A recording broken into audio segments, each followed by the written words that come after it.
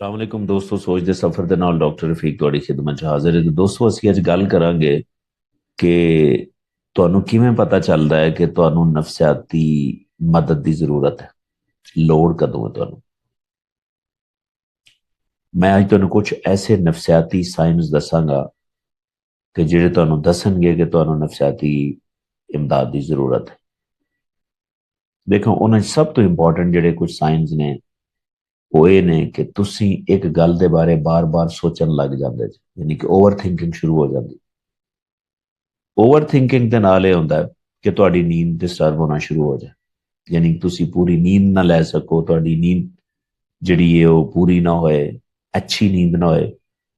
ਫਿਰ ਤੁਹਾਨੂੰ ਕੋਈ ਕੰਮ ਕਰਨ ਤੇ ਦਿਲ ਨਾ ਕਰੇ, ਛੋਟੀ ਛੋਟੀ ਗੱਲ ਤੋਂ ਤੁਹਾਨੂੰ ਡਰ ਲੱਗੇ, ਤੁਹਾਡਾ ਕੌਨਫੀਡੈਂਸ ਸ਼ੇਕ ਹੋ ਜਾਏ, ਲੋਕਾਂ 'ਚ ਬੈਠਣ ਨੂੰ ਤੁਹਾਡਾ ਦਿਲ ਨਾ ਕਰੇ, ਅਲੱਗਾ ਬੈਠਣ ਨੂੰ ਦਿਲ ਕਰੇ। ਫਿਰ ਇਹ ਕਿ ਛੋਟੇ ਛੋਟੇ ਫੈਸਲੇ ਤੁਸੀਂ ਖੁਦ ਨਾ ਲੈ ਸਕੋ, ਕੌਨਫੀਡੈਂਸ ਦੀ ਕਮੀ ਹੈ, ਡਿਸੀਜਨ ਮੇਕਿੰਗ ਦੀ ਕਮੀ। ਅਗਰ ਤੁਸੀਂ ਇਸ ਤਰ੍ਹਾਂ ਦੀਆਂ ਚੀਜ਼ਾਂ ਫੇਸ ਕਰ ਰਹੇ ਜੇ ਨਾ, ਤਾਂ ਤੁਹਾਨੂੰ ਜ਼ਰੂਰ ਨਫਸਿਆਤੀ ਇਮਦਾਦ ਲੈਣ ਦੀ ਜ਼ਰੂਰਤ ਹੈ। ਬਹੁਤ ਸਾਰੇ ਲੋਕ ਜਿਹੜੇ ਨੇ ਨਾ ਨਫਸਿਆਤੀ ਮਦਦ ਲੈਣ ਨੂੰ ਕਮਜ਼ੋਰੀ ਸਮਝਦੇ ਨੇ। ਇਹ ਬਿਲਕੁਲ ਕਮਜ਼ੋਰੀ ਨਹੀਂ। ਤੁਹਾਨੂੰ ਇਮਦਾਦ ਦੀ ਜ਼ਰੂਰਤ ਹੈ, ਤੁਹਾਨੂੰ ਹੈਲਪ ਦੀ ਜ਼ਰੂਰਤ, ਤਾਂ ਕਿ ਤੁਸੀਂ ਆਪਣੇ ਆਪ ਨੂੰ ਇੰਡੀਪੈਂਡੈਂਟ ਕਰ ਸਕੋ। ਇਹਦੇ 'ਚ ਕੋਈ ਸ਼ਰਮ ਵਾਲੀ ਗੱਲ ਨਹੀਂ। ਹਰ ਨਾਰਮਲ ਇਨਸਾਨ ਨੂੰ, ਮੈਂ ਕਹਿ ਰਿਹਾ, ਹਰ ਨਾਰਮਲ ਇਨਸਾਨ ਨੂੰ ਜ਼ਰੂਰਤ ਹੁੰਦੀ।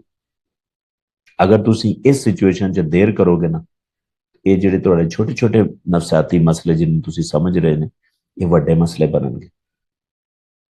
ਇਹਨਾਂ 'ਚ ਤੁਹਾਨੂੰ ਐਂਜ਼ਾਈਟੀ ਡਿਸਆਰਡਰ ਹੋ ਸਕਦੇ ਨੇ, ਡਿਪਰੈਸ਼ਨ ਹੋ ਸਕਦਾ ਹੈ, ਕ੍ਰੋਨਿਕ ਸਟ੍ਰੈਸ ਹੋ ਸਕਦੀ, ਜਿਹਦੇ ਨਾ ਸਿਰਫ ਤੁਹਾਡੇ ਜ਼ਿਹਨੀ ਸਿਹਤ ਤੇ ਇਫੈਕਟ ਹੋਏਗਾ ਬਲਕਿ ਜਿਸਮਾਨੀ ਸਿਹਤ ਤੇ ਵੀ ਇਫੈਕਟ ਹੋਏਗਾ।